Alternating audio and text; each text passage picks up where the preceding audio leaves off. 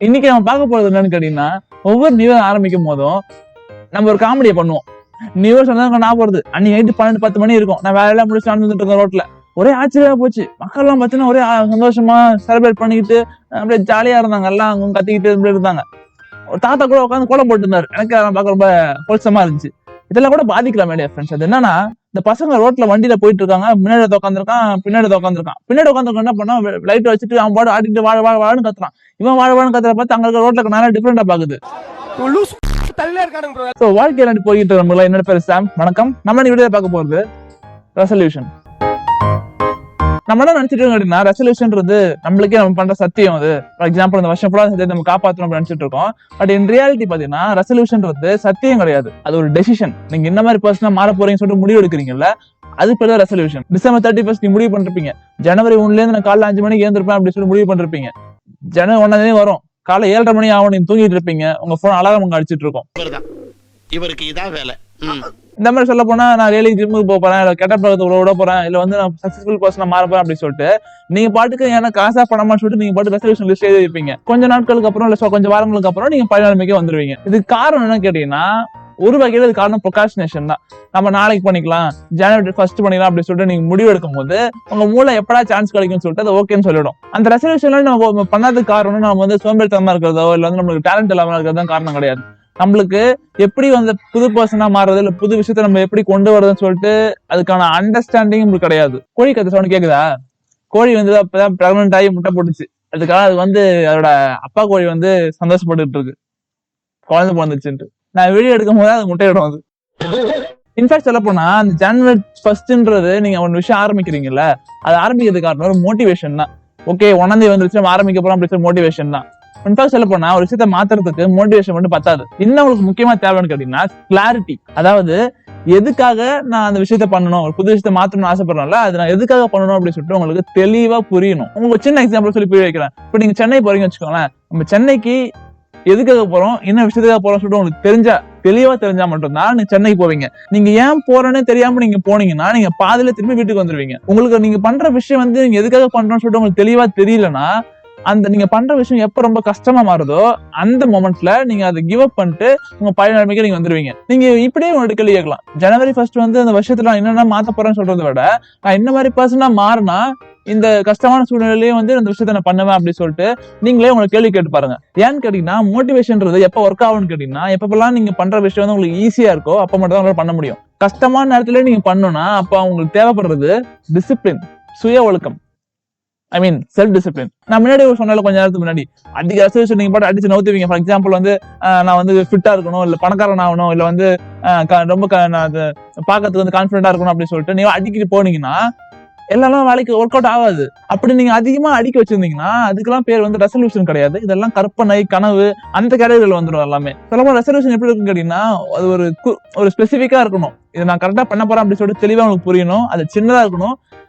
அது நீங்க அடிக்கடி பண்ற மாதிரி இருக்கணும். ஃபார் எக்ஸாம்பிள் நீங்க இப்படி முடிவு எடுக்கிறீங்கன்னு வச்சுக்கோங்களேன், டெய்லிக்கு நான் ஒர்க் அவுட் பண்ண போறேன், ஒரு நாள் பண்ண போறேன் அப்படின்னு சொல்றதை விட டெய்லிக்கு நான் 10 நிமிஷம் நடக்க போறேன் அப்படின்னு சொல்லிட்டு அந்த 10 நிமிஷம் நடக்கிறத நீங்க டெய்லிக்கு பண்ணணும். இல்ல வந்து நான் அந்த வருஷத்துக்குள்ள 20 புக்கை நான் படிச்சு கிழிச்சு முடிச்சிருவேன் அப்படின்னு சொல்லிட்டு நினைக்கிறத விட டெய்லிக்கு 2 பக்கத்தை நான் படிச்சு முடிப்பேன், அதை நான் தினமும் பண்ணுவேன் அப்படின்னு நீங்க முடிவு எடுத்தாலே அதுவும் ரெசல்யூஷன் தான். இல்ல வந்து சில பேர் வந்து போன் அடிக்டா இருப்பீங்க. நான் இதுக்கப்புறம் நான் போன் யூஸ் பண்ண மாட்டேன், என்னோட ஸ்கிரீன் டைம் வந்து 5 மணி நேரத்துல இருந்து நான் 10 நிமிஷம் கொண்டு வந்துடும் அப்படின்னு சொல்லிட்டு முடிவு பண்ணீங்கன்னா உங்களால பண்ண முடியாது. அதுக்கு பதிலா நீங்க என்ன பண்ணலாம்னு கேட்டீங்கன்னா, காலை எழுந்து ஃபர்ஸ்ட் 1/2 hour நான் போன் எடுக்க மாட்டேன் அப்படி சொல்லிட்டு ஒரு சின்ன ரெசல்யூஷன், சின்னதா இருக்கணும். அது வந்து உங்களுக்கு தெளிவா அது புரியணும். அதை நீங்க அடிக்கடி பண்ற மாதிரி இருக்கணும். அப்படி இந்த 3 சாட்டிஸ்ஃபை ஆனா மட்டும்தான் அந்த ரெசல்யூஷன் உங்களால பண்ணி முடிக்க முடியும். இதுல ஒரு டிஸ்அட்வான்டேஜ் என்னன்னு கேட்டீங்கன்னா, இந்த மாதிரி சின்ன சின்ன விஷயத்த நீங்க பண்ணும்போது ஒரு கட்டத்துல வந்து போர் அடிக்க ஆரம்பிச்சிடும். பட் இந்த மாதிரி போர் அடிக்கிற விஷயத்த நீங்க மறுபடியும் பண்ணாதான் அது காம்பவுண்ட் எஃபெக்டா மாறி உங்களுக்கு வந்து நீங்க எதிர்பார்க்காத ஒரு எக்ஸ்ட்ராடர் ரிசல்ட் உங்களுக்கு கொடுக்கும். இங்கிலீஷ்ல ஃப்ரேஸ் இருக்கு, ஆல் ஆர் நத்திங் திங்கிங் சொல்லுவாங்க. அதுக்கு என்ன அர்த்தம்னு கேட்டீங்கன்னா, ஒண்ணு நான் பெர்ஃபெக்ட்டா இருப்பேன், இல்லைன்னா ஏதாவது ஒரு நாள் நான் பண்ணாம விட்டேன்னா அப்படியே அந்த விஷயத்தை நான் பாதியில விட்டுட்டு என் வேலையை பார்க்க போயிடுவேன் அப்படின்னு சொல்றது பேர் தான் ஆல் ஆர் நத்திங் திங்கிங் சொல்லுவாங்க. இது ஒரு எக்ஸாம்பிள், ஒரு கதை இருக்குல்ல, ஒரு வேட்டைக்காரன் என்ன பண்ணுவான், காட்டுக்குள்ள போயிட்டு புறா சுட போவான். இவன் போயிட்டு எய்ம் வைப்பான், ஒரு மரத்து ஃபுல்லா புறா உட்காந்துருக்கும். இவன் என்ன பண்ணுவான், சுடணும்னு எல்லா புறாவும் பறந்து போயிடும். இவன் என்ன பண்ண, புறாவே பிடிக்கவே இல்லையா அப்படின்னு சொல்லிட்டு வீட்டுக்கு கிளம்பி போயிடுவான். உங்க மனசுல தோன்றது தான். நீங்க டெய்லிக்கும் ஒர்க் அவுட் பண்ணணும்னு ஆசைப்பட்டிருப்பீங்க. என்னைக்கு ஒரு நாள் நீங்க பண்ணாம விட்டீங்கன்னா உங்க மனசு சொல்லணும், பாத்தியா நீ உன் ஸ்ட்ரீக் வந்து நீ பிரேக் பண்ணிட்ட, இதுக்கப்புறம் பண்ண முடியாது, நிப்பாட்டிட்டு அப்படின்னு சொல்லிட்டு அன்னைக்கே நீங்க நிப்பாட்டிருப்பீங்க. இந்த மாதிரி மைண்ட் செட் உங்கள்ட்ட இருந்துச்சுன்னா உங்களால ப்ராக்ரஸே பண்ண முடியாது உங்க லைஃப்ல. ப்ராக்ரஸ்ன்றது ஒரு இடத்துல நீங்க முன்னேறீங்க, அது காரணம் கேட்டீங்கன்னா அது பெர்ஃபெக்ட் ஆக கிடையாது. பெர்ஃபெக்ஷன்னால ப்ராக்ரஸ் ஆக முடியாது.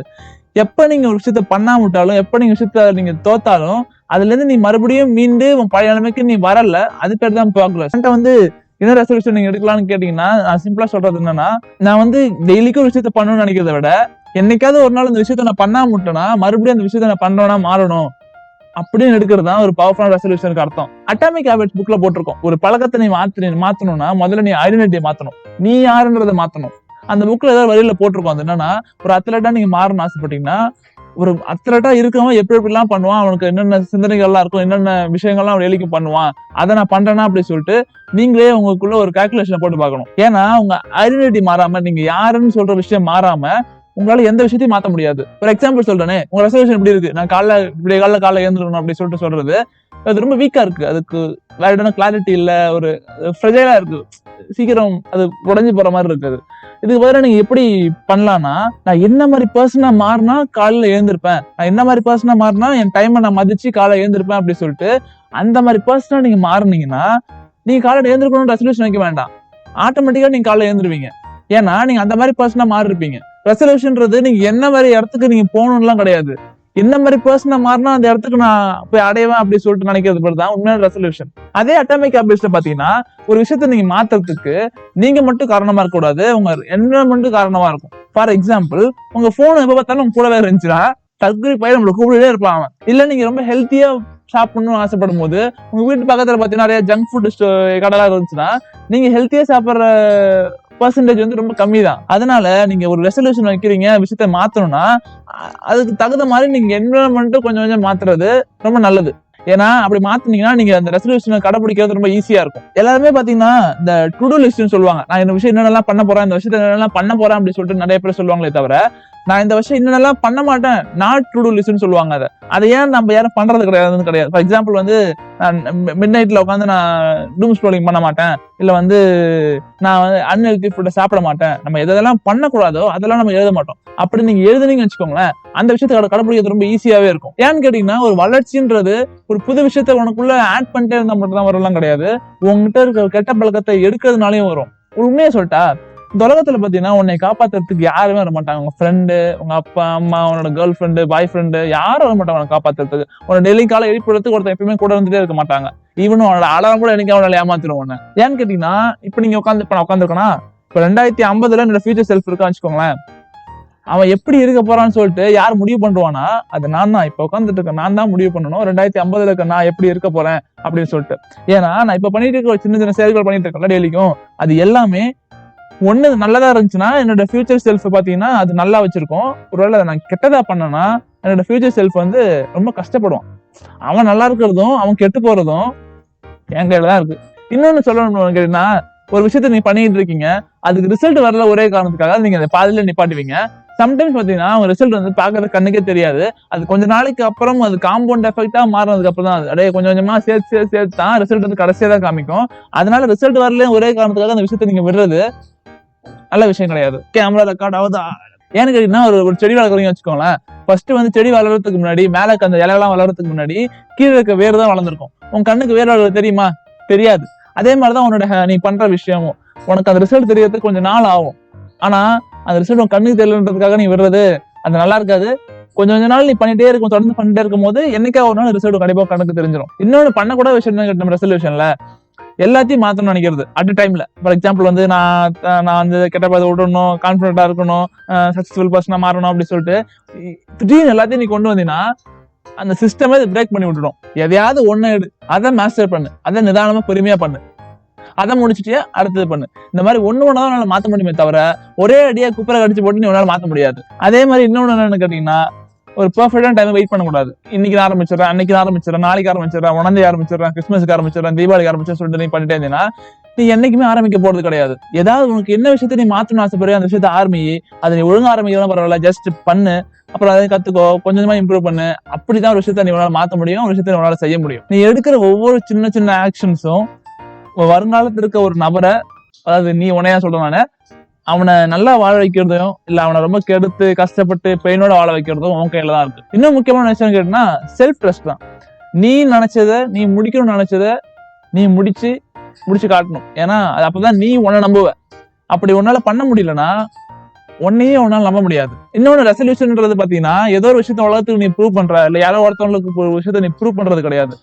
உனக்கு நீயே வச்சு கொடுத்துக்கிட்ட ப்ராமிஸ நீ அதை ஃபுல்ஃபில் பண்றதா ரெசல்யூஷன். இது வேற யாருக்கும் பண்றது கிடையாது. அப்புறம் அந்த வருஷம் முடியும் போது, ஃபார் எக்ஸாம்பிள் இப்போ நீ வந்து ஜனவரி 1 ஒரு ரெசல்யூஷன் எடுத்துட்ட, அந்த இயர் லாஸ்ட் வந்துருச்சு, நீ ஒன்று கேள்வி கேட்கலாம், நான் இந்த வருஷம் என்ன அச்சீவ் பண்ண கேட்கறத விட நான் எவ்வளவு கன்சிஸ்டன்டா இருந்தேன் அப்படின்னு கேட்டாலே போதும். சோ உங்க ரெசல்யூஷன் வந்து ரொம்ப சிம்பிளா வச்சுக்கோங்க. அந்த விஷயத்த வந்து அடிக்கடி பண்ற மாதிரி வச்சுக்கோங்க. கஷ்டமான சூழ்நிலையில வந்து அந்த விஷயத்த நம்ம மறுபடியும் பண்றதுக்கு ஏத்த மாதிரி அந்த ரெசல்யூஷனை மாத்தி வச்சுக்கோங்க. இதெல்லாம் நான் வீடியோ முடிச்சுக்கிறேன். நான் என்ன சொல்லணும்னு ஆசைப்பட்டேன்னா, நீங்க வந்து ஒரு ரெசல்யூஷன் எடுக்க போறீங்கன்னு வச்சுக்கோங்களேன், நான் ஜனவரி 1 ஆரம்பிக்க போறேன், இல்ல வந்து ஆரம்பிக்க போறேன், இல்ல வந்து பொங்கலுக்கு ஆரம்பிக்க போறேன், ரிபப்ளிக் டேக்கு ஆரம்பிக்க போறேன் அப்படின்னு சொல்லிட்டு நீங்க ஒரு டேட் வச்சிருந்தீங்கன்னா, கண்டிப்பா சொல்றேன், ஜனவரி 1 அன்னைக்கு நீங்க சந்தோஷமா விஷயத்த ஆரம்பிச்சிருப்பீங்க.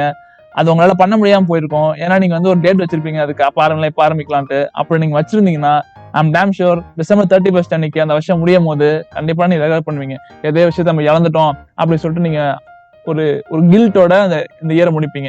அதுக்கு பதிலா நான் என்ன சொல்றேன்னா, நீங்க எந்த விஷயத்த பண்ணணும்னு ஆசைப்பட்டீங்களோ, நீங்க எந்த விஷயத்த உங்களை நீங்க மாத்தணும்னு ஆசைப்பட்டீங்களோ, அந்த விஷயத்த நினைச்ச அன்னைக்கே நீங்க மாத்த அதுக்கு நீங்க எஃபோர்ட் போட ஆரம்பிச்சிட்டீங்கன்னா ஆட்டோமேட்டிக்கா அந்த ப்ராசஸ் போயிட்டு இருக்கும். அந்த ப்ராசஸ் போனதுனால உங்களுக்குள்ள அந்த கில்ட் இருக்க அந்த இயர் முடியும் போது, அடுத்த வருஷம் ஆரம்பிக்கும் போதும் அந்த இயர் வந்து சந்தோஷமா ஆரம்பிக்கும், முடியும் போது சந்தோஷமா முடியும். சோ இதோட நிறைய நான் பேசிட்டேன் உங்களுக்கு.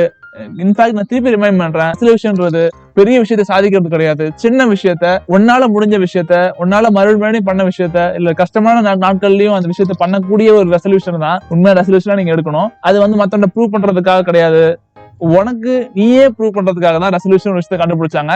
அந்த மாதிரி ரெசல்யூஷன் நீ பண்ணிட்டு நீ முடிச்சிட்டுனா நீயே உனக்கு நீ அதை மார்த்தட்டிக்கோ. அது முடியாம கஷ்டமான ரெசல்யூஷன் எல்லாம் நீங்க பண்ணிட்டு இருந்தீங்கன்னா கண்டிப்பா ஒரு நாள் நீங்க நினைச்சு வருத்தம் பண்ண போறீங்க. இதோட வீடியோ நான் முடிச்சுக்கிறேன். உங்களுக்கு வீடியோ பத்தி கருத்துக்கள் தோணாலோ, இல்ல வந்து வேற ஏதாவது கண்டென்ட் நான் பேசணும் ஆசைப்பட்ட மறக்காம வந்து கமெண்ட் பாக்ஸ்ல மென்ஷன் பண்ணுங்க.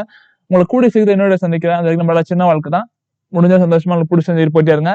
Tata, bye bye, see you. And அனைவருக்கும் இனிய தாமதமாக சொன்ன இனிய புத்தாண்டு நல்வாழ்த்துக்கள்.